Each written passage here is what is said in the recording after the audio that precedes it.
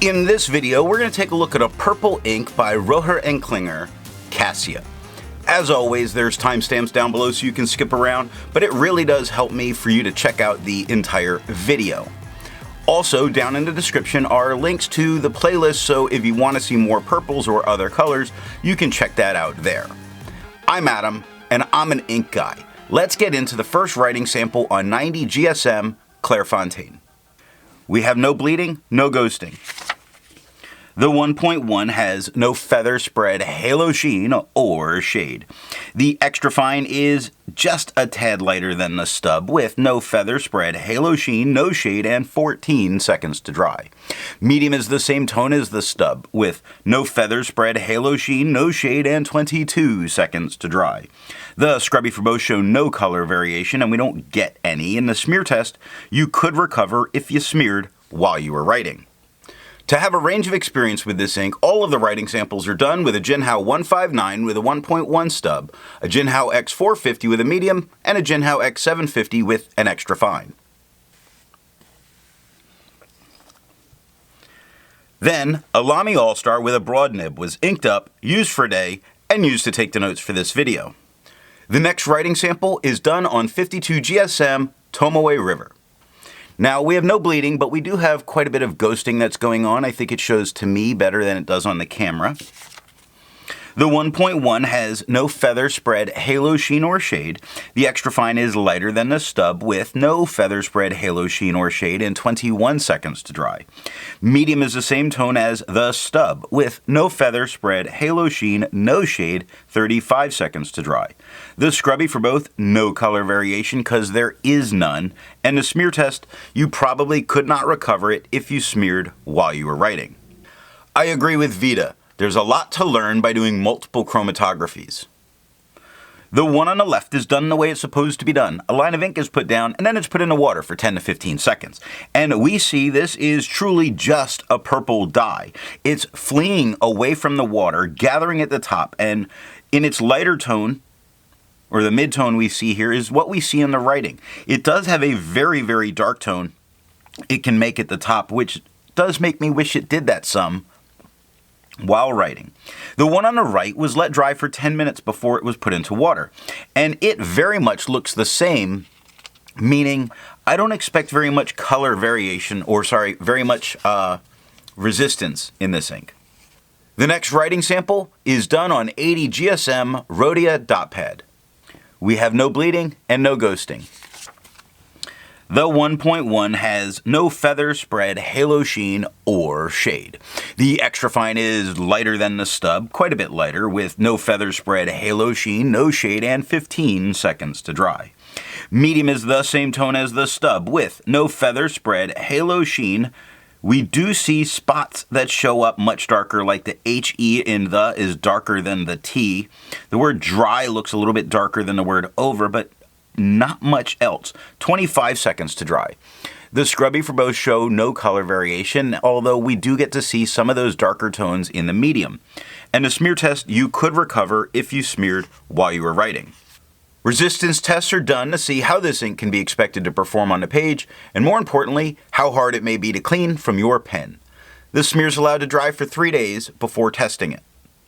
Looking at the highlighter, there is a little bit of a spread that occurs and some slight feathering, but no blowout. Everything that's supposed to be there is absolutely there, so you could use it in a note-taking situation if you needed to go back and highlight. Water is lifting the darkest, but not lifting all of the ink. Now, the good news here is that it really only took water to get this out of my pen. Interesting, on this swatch, we see this kind of gold sheen, but I never see that gold sheen come through in any of the writing. Pen flush does quite a bit more than water. You really start to see the white of the paper coming through all around the edges of where this was put down, and that's with only 30 seconds. And the 1/3 bleach solution completely obliterates it, but you're not going to need it. The next writing sample is done on yellow Rhodia paper.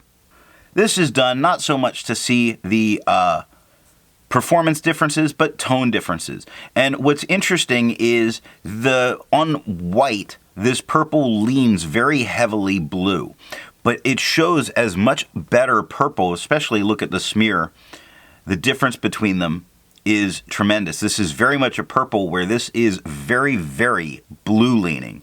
So just to be aware that it may look purple if you're writing on yellow paper in a professional environment. For the inks tested, the average viscosity was 2.5, with the realm of normal being from 2.1 to 2.9. Rohrer and Klingner's Cassia has a viscosity of 1.99, making it a little bit wetter than normal. If you're interested in how the viscosity test is done and all of that, there's a link to that video in the description. Now let's get into the next writing sample done on black and red paper. No bleeding, no ghosting. The 1.1 has no feather spread, halo sheen, no shade. The extra fine is quite a bit lighter than the stub with no feather spread, halo sheen, or shade, 6 seconds to dry. Medium is darker than the extra fine, not as dark as the stub, with no feather spread, halo sheen, or shade, and 9 seconds to dry. Now the scrubby for both show us no color variation. We didn't expect it, we didn't get it, and the smear test you could not recover if you smeared while you were writing.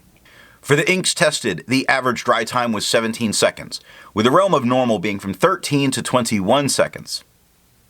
Rohrer and Klingner's Cassia has an average dry time of 22 seconds, meaning it takes just a little bit longer than normal to dry. The last writing sample is done on white lines paper. Now, as we've seen quite a bit, this paper is not really made for fountain pens, so all of this heavy bleeding in is in itself not bad. It does lead to a lot of ghosting. You couldn't use the back of the page, but it's not corrupting the page underneath. So in that, I think it's performing very well. The 1.1 has no feathering. Very surprising. No spread, no halo, no sheen, no shade. The extra fine is a tad lighter than the stub, with no feather spread, halo sheen, no shade, 4 seconds to dry. Medium is the same tone as the stub, with no feather spread, halo sheen, no shade, and 6 seconds to dry. Scrubby for both show us no color variation, and we're not getting it, but the smear test you could recover if you smeared while you were writing. Instead of finding inks that look like Rohrer and Klingner's Cassia, I'd prefer to find an ink that complements its color on the page. I went with a nice black ink by Noodler's X Feather. So what do I think of Rohrer and Klingner's Cassia? The swatch shows a lot more of the blue than the writing. There's some tone variation by pen, but no real shading. This is missing something. I just can't put my finger on it. It feels somehow off. So what nib and pen will give the best writing experience with this ink? I think a wet medium or wet broad really puts down a very nice tone and keeps a little bit more of the purple tone. I hope you got something out of this video, and in the next video we're going to take a look at Pen BBS number 220.